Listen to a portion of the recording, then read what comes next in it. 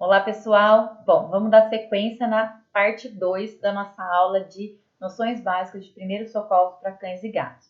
Vamos continuar falando, das principais ocorrências em clínicas veterinárias e a nossa conduta perante essas ocorrências, certo?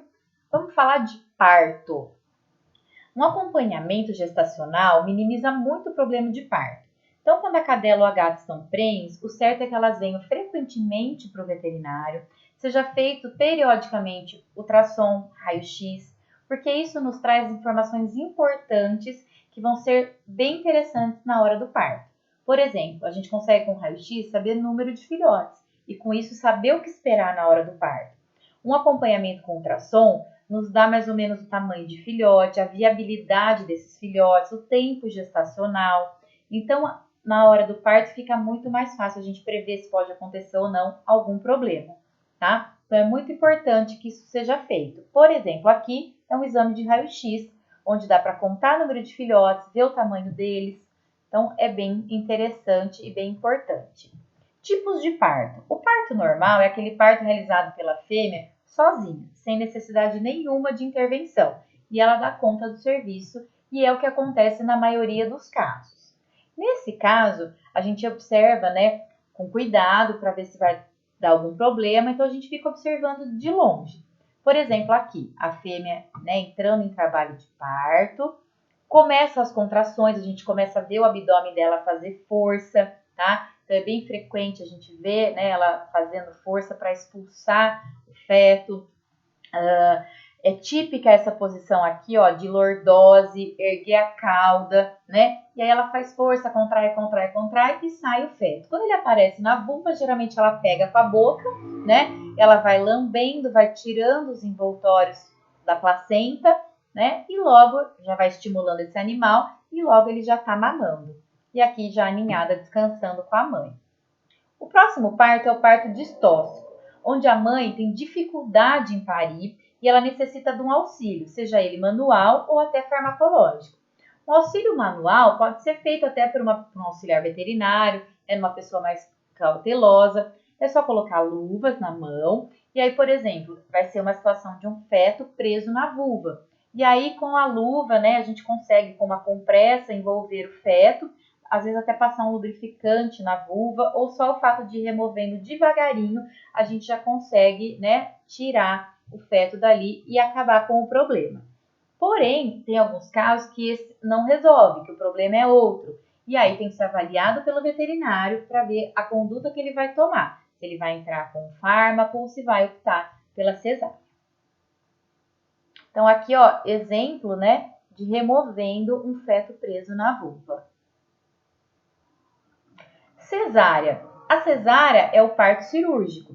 Ela é eletiva quando o animal já teve problema de parto.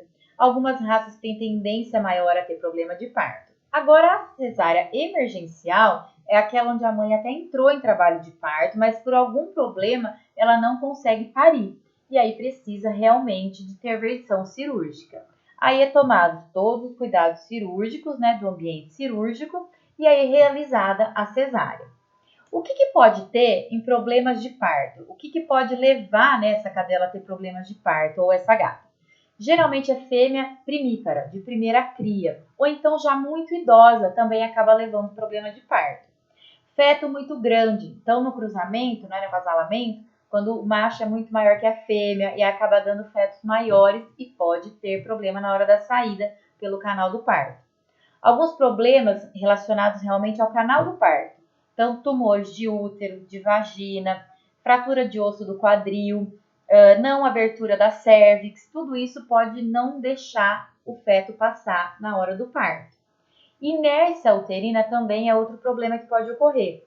É a ausência de contração, então não faz a contração para expulsar os fetos do útero. Obesidade também atrapalha e subnutrição também. Então são os principais problemas, que levam a problema de parto. Quando o parto é normal, como é que a gente faz para preparar esse ambiente? Então, ou em casa, onde a fêmea está, ou às vezes o proprietário traz a fêmea para parir na clínica, só que vai ser um parto normal, a gente só fica acompanhando.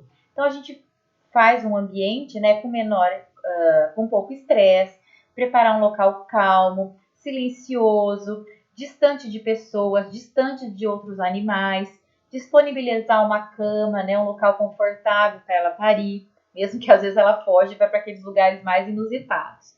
Controlar a temperatura do local, porque os fetos nascem, né, e eles não têm ainda o controle da temperatura corporal, então tem que ser um local mais aquecido, e deixar o resto por conta da mãe. E a gente vai acompanhando, a gente vai olhando para ver se está tudo bem. E o que é importante a gente observar?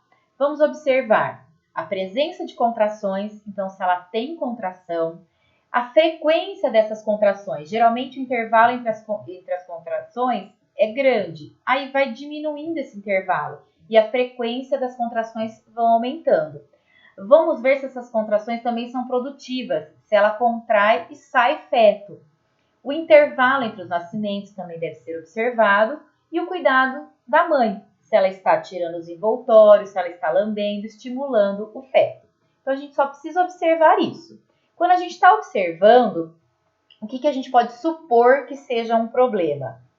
Se a gestação está completa e ela não entra em trabalho de parto, ela não tem contrações. As contrações improdutivas, então ela contrai, mas não nasce. Fêmea muito agitada, com dor ou com alguma outra alteração. Intervalo muito longo entre os nascimentos. Canibalismo, a mãe comer os fetos. Ou ela ter ausência de cuidados maternos, não lamber, não tirar a placenta, não estimular. Feto preso na vulva. Esses são os principais problemas que a gente encontra em parto normal. Então aqui, ó, ajudando a remover um feto da vulva.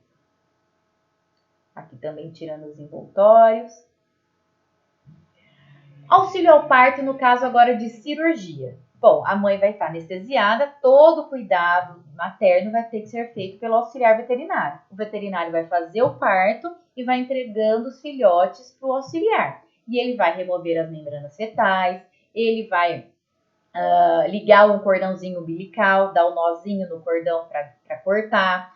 Às vezes precisa de sucção das vias aéreas, estimulação para o feto, a gente faz movimentos, né, caudocraniais para estimular o feto a respirar. Então, aquecimento desses neonatos e entre outros cuidados, dependendo do jeito que o neonato nasce, né? Então, o veterinário vai orientando, o auxiliar vai fazendo, certo? Bom, dos cuidados com o parto, é isso que eu tinha para falar para vocês. Depois, quando a gente retomar as aulas presenciais, eu vou mostrar para vocês como é que a gente faz essas massagens no filhote. A gente vai mostrar uma parte mais prática para vocês, como uma revisão dessa aulinha. Toxicologia agora. O que é uma intoxicação? É um processo patológico causado por uma substância química exógena, ou seja, de fora do organismo do animal, ou endógena, de dentro do organismo do animal, ocasionando desequilíbrio fisiológico com alterações, né, levando a sinais clínicos. Então, substâncias de fora do organismo que podem causar intoxicação. Então, algumas substâncias de fora, por exemplo, agentes químicos, produtos de limpeza, carrapaticida, veneno de rato, alguma coisa de fora que o animal ingeriu ou teve contato com a pele e de alguma maneira absorveu, que pode causar dano ao organismo. Agora, agentes endógenos que podem causar problemas são substâncias que o próprio organismo do animal produz, só que não eliminando de maneira eficiente, pode se acumular no organismo. E aí ele acaba tendo efeito tóxico também. Sintomas quando o animal está intoxicado. Geralmente é vômito, diarreia, dor abdominal, salivação excessiva, pupila dilatada, alterações comportamentais como hiperagitação, agressividade, às vezes prostração, incoordenação motora, dispneia, tremores, convulsão, hemorragias, então N sinais. E não necessariamente ele apresenta todos esses sinais, pode apresentar um ou outro, assim como pode apresentar todos também em casos mais graves. Que dano esse agente tóxico causa no organismo do animal? Geralmente, lesões na mucosa gastrointestinal, quando o agente foi ingerido, lesões renais, porque isso vai ser eliminado pelo rim, então pode causar lesão renal e até insuficiência renal aguda. Lesões hepáticas, porque esse agente tóxico vai ser metabolizado no fígado, então ele pode levar também insuficiência hepática e pode causar também injúrias neurológicas. Principais causas de intoxicação em cães e gatos são plantas tóxicas, principalmente espada de São Jorge, comigo ninguém pode, mamona, espirradeira, planta de Natal. Essa, se estiver em casa, tem que ter um cuidado especial, principalmente com filhote. Alimentos, assim como o chocolate, ele tem até o bromina, que é tóxica para cães e gatos. Medicamentos humanos usados em animais, principalmente anti-inflamatórios. Então, nunca medicar sem orientação do veterinário. Inseticidas, raticidas, antiparasitários, aqueles banhos para carrapato e pulga, aquilo vai ser absorvido pela pele e pode levar à intoxicação. Então, essas são as principais causas de intoxicação.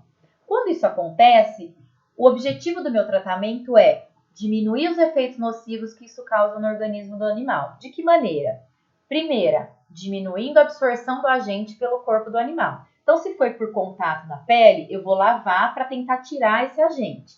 Se isso foi ingerido e eu sei o que foi a substância e se foi agora, eu posso induzir vômito nesse animal para diminuir a absorção do agente. E ainda posso entrar com agente neutralizante, como carvão ativado, para neutralizar esse agente ao longo do trato digestivo. Outra maneira é acelerar a eliminação desse agente. Ficando menos tempo no organismo do animal, menos dano ele vai trazer. Então, eu estimulo com fluidoterapia, diuréticos, medicações, para isso sair logo do corpo do animal e não causar muito dano. Outra coisa corriqueira são acidentes com animais peçonhentos.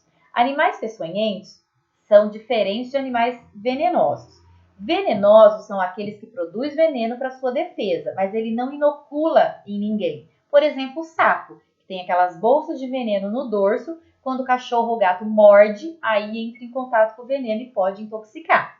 Animais peçonhentos são aqueles que produzem venenos e têm a peçonha, o órgão que inocula o veneno em outro animal ou no homem. Por exemplo, serpentes, escorpião, aranha. Sinais clínicos no local da picada. Dependendo do inseto, né, do animal que picou, vai ter dor, coceira, inchaço, sangramento no ponto da picada, abscessos e pode até levar a necrose.